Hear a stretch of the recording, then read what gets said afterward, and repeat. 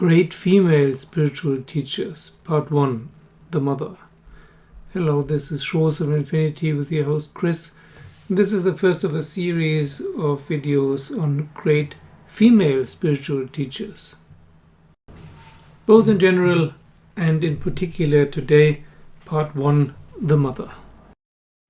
In India, enlightened male people get the honorific Shri, which means Lord, and the female ones Ma, which means mother. So you have Mirra Ma and all kinds of Ma's in the names of the female gurus often. But Aurobindo did not call her Mirra Ma, which would have been her name because her birth name was Mirra Alfassa. He called her the mother. By the way, there are almost no teachers who are disrespected as much as this female teacher, because people refer to her often as Mirra Alfassa, which was her name before enlightenment, and we usually don't do this. Sadguru we call Sadguru, Eckhart Tolle we call Eckhart Tolle, Meher Baba we call Meher Baba, Mahatma Gandhi we call Mahatma Gandhi, but no, for her, especially in India, people like to call her Mirra Alfassa, and not with her enlightened honorific the mother. Probably also because it's very unusual in India that a foreigner comes and then becomes an enlightened guru there. Usually people come to meet Indian gurus in India. But she was of French and Northern African heritage, and then traveled to India, met Aurobindo, then went to Japan, and then came back and decided to stay with him. They were not a couple, but they were a double guru. And later Aurobindo let her run the ashram, the Aurobindo ashram, and she was also the one then who founded Auroville, which was an idea of Aurobindo, but she was the one to put it into practice. But first of all, before I continue, I want to talk about female gurus in general. Women didn't have it easy, to say the least, the last 2,000-3,000 years. Women basically have been living in a constant dark age. What happened in Europe in the Dark Ages happened to women much longer, before that and afterwards. Until recently, and in some countries, it's still going on. As a woman, basically, you were fucked. Quite literally so also, not only allegorically, because in most societies, the main goal, the main purpose for women was seen in their ability to get pregnant, to have and to raise children. Of course, there always have been as many female enlightened people as male enlightened people, but if you live as a second-class citizen in a misogynistic society, it's very hard to speak out. Just as in the Middle Ages it was very dangerous to speak out for fear of getting burned at the stake or tortured to death by the Inquisition. So people like Meister Eckhart had huge problems, or Giordano Bruno. And the same is more or less true and has been true for women over the ages.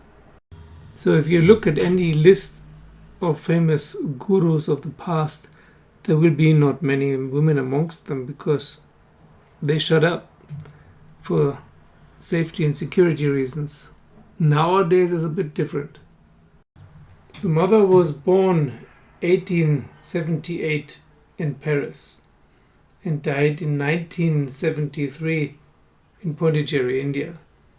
So she was about 95 when she died, but her death is a pretty mysterious and unresolved issue because she left specific instructions not to bury or burn her if she appeared to be dead, but to let her rest for a certain amount of time. I don't remember exactly, some days or weeks, to make sure that she's really dead and not in some higher state of samadhi.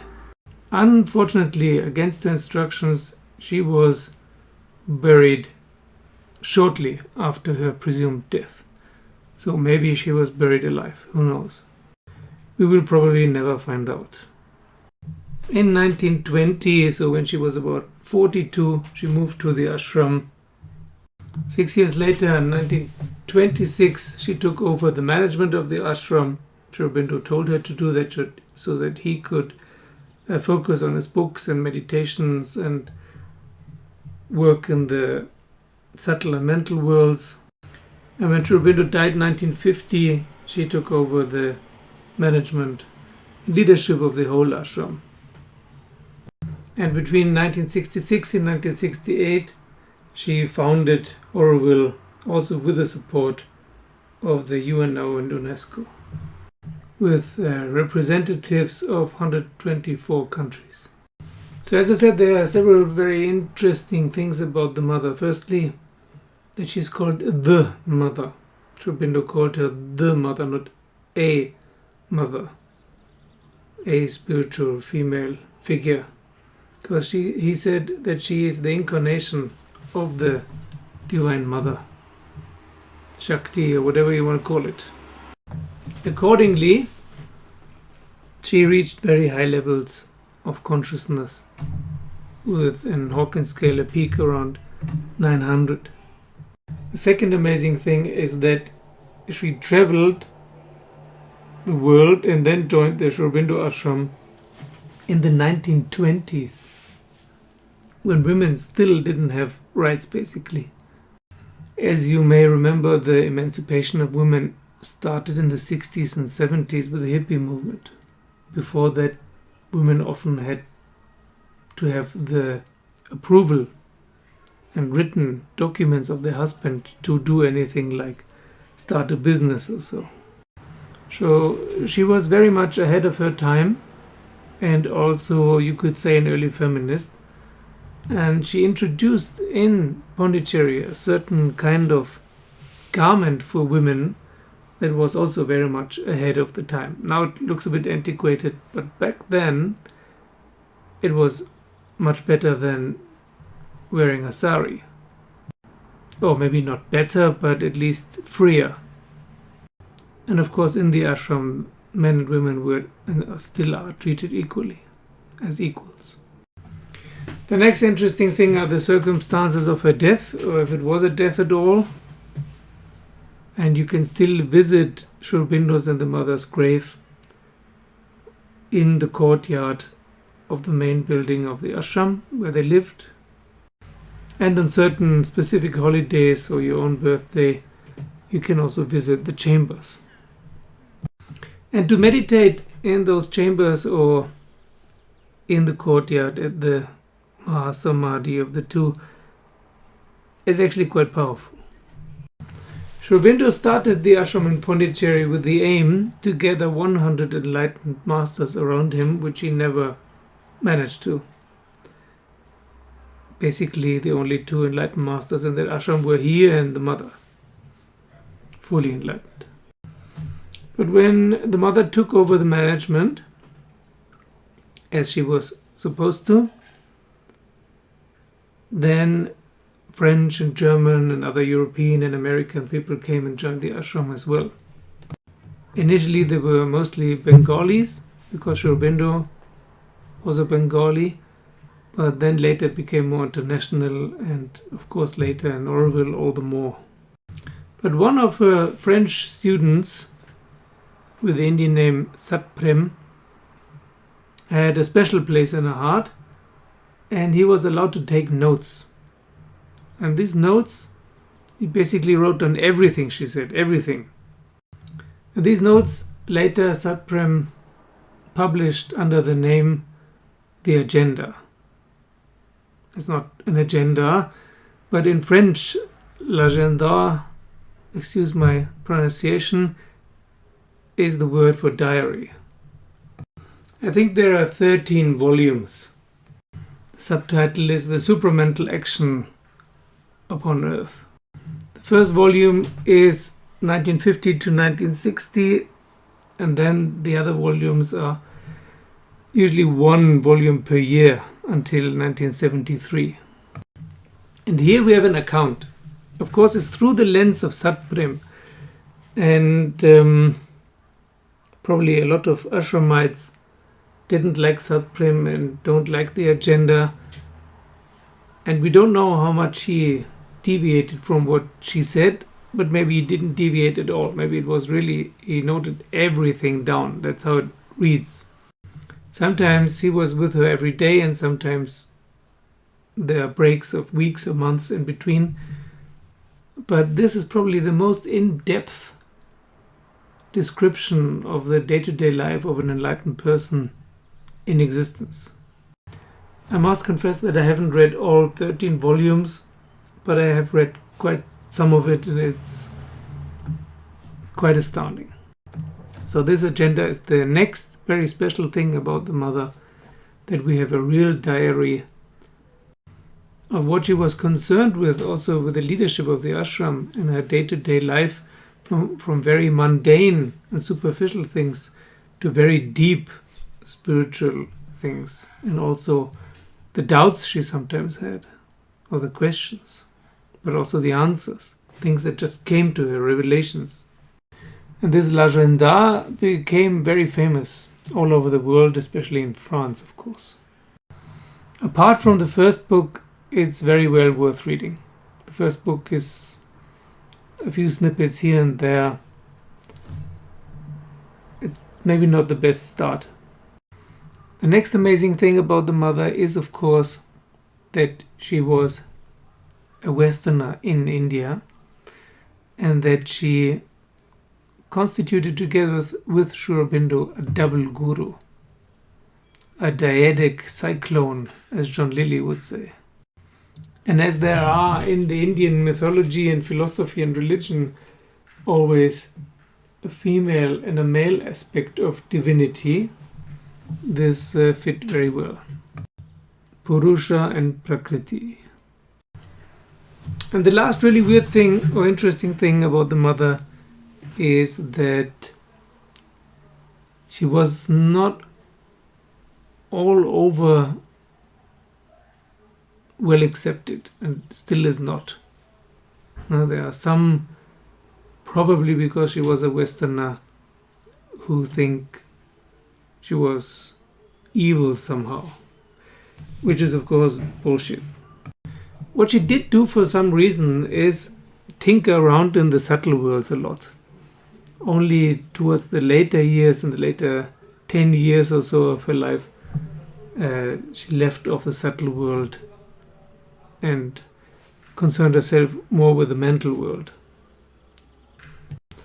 The subtle world is almost infinitely large, and it's easy to lose yourself there, and you have to go through there, but it's best not to dwell there too much. It's a big distraction, like the gross world too. It's a big distraction. But a lot of Indian gurus have done this, and they were not vilified for it. And the last thing, of course, is to found Auroville, which is the first pioneer project in a peaceful spiritual living together. It's not an ashram, it's not a normal city. It's a combination somehow, something new, where people can try out a different lifestyle that is not based on greed and fear. And where else to do this than in India? India was and is the only country that could possibly tolerate such a project. Although the newer generations in India don't remember so much anymore about the importance of Aurobindo and the mother, also during the liberation of India. Next to Mahatma Gandhi, Aurobindo was the most influential part in the independence movement of India.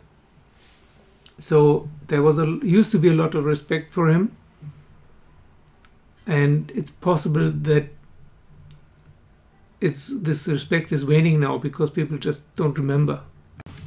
And also in the school books, it's not emphasized now that Aurobindo played such a vital role in the independence. And when Aurobindo died, the mother took over his role as a political advisor also for some time. So when she started Aurobindo, the roads were open for such a project. And it is a very special place.